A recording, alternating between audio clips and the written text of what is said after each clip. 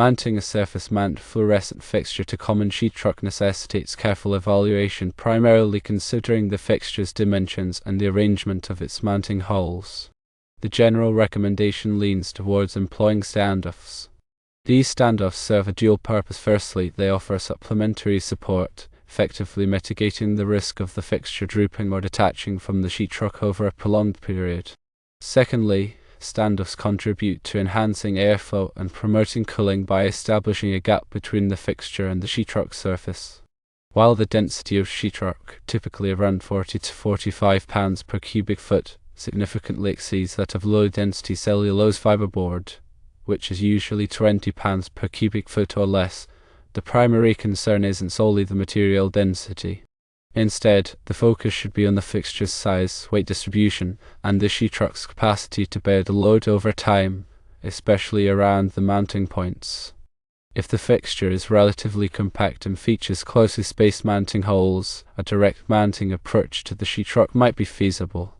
However, several critical factors must be meticulously verified. Firstly, ensure that the sheetrock possesses adequate thickness to effectively withstand the fixture's weight.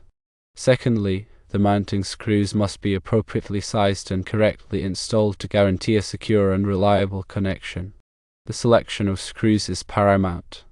Opt for screws specifically engineered for sheetrock applications, characterized by their coarse threads designed to firmly grip the sheetrock material. Furthermore, the screw length should be sufficient to penetrate beyond the sheetrock layer and engage with the underlying wall stud or framing member for enhanced stability. When inserting the screws, exercise caution to avoid over-tightening, as this can potentially damage the sheetrock, compromising its holding power.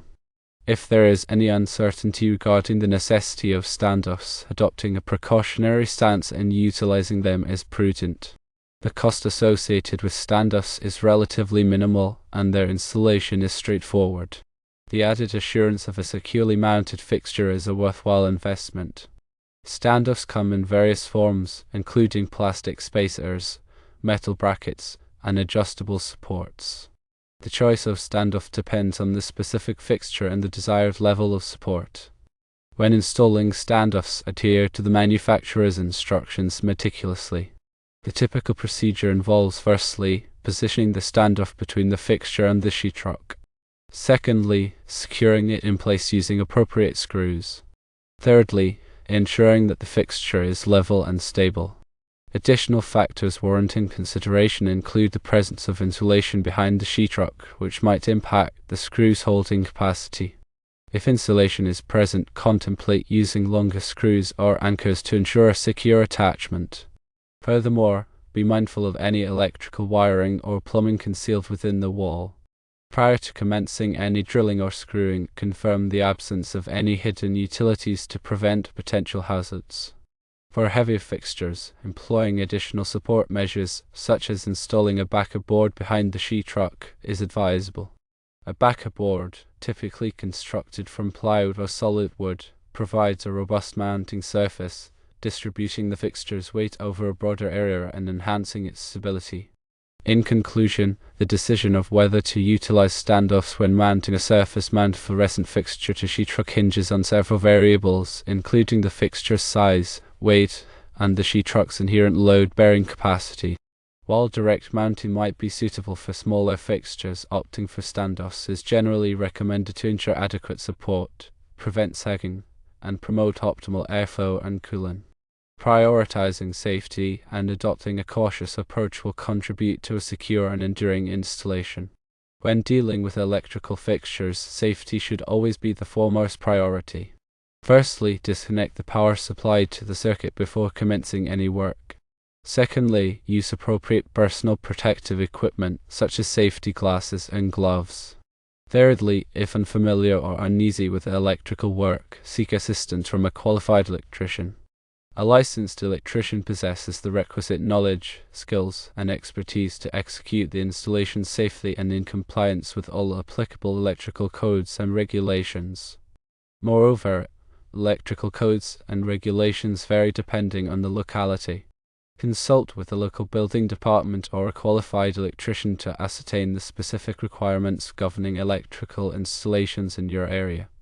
Adhering to these codes and regulations ensures the safety of the installation and prevents potential hazards such as electrical shocks or fires. In summary, the process of mounting a fluorescent fixture involves a multifaceted evaluation encompassing fixture characteristics, sheetrock properties, and safety considerations. By meticulously assessing these factors and adhering to recommended practices, a secure and reliable installation can be achieved, providing both functionality and peace of mind. The use of standoffs is often a sensible choice, particularly in situations where the fixture's weight or size raises concerns about the sheetrock's ability to provide adequate support. While direct mounting may be acceptable in certain limited cases, it is imperative to exercise caution and verify the suitability of the sheetrock and mounting hardware. And always prioritize safety by disconnecting the power supply, employing personal protective equipment, and seeking professional assistance when necessary. The long-term performance and safety of the installation depend on a thorough and well-executed approach. Finally, regular inspections of the mounted fixture are recommended to ensure its continued stability and proper functioning. Check for any signs of sagging, loose screws, or damage to the sheetrock. Promptly address any issues detected to prevent potential problems from escalating.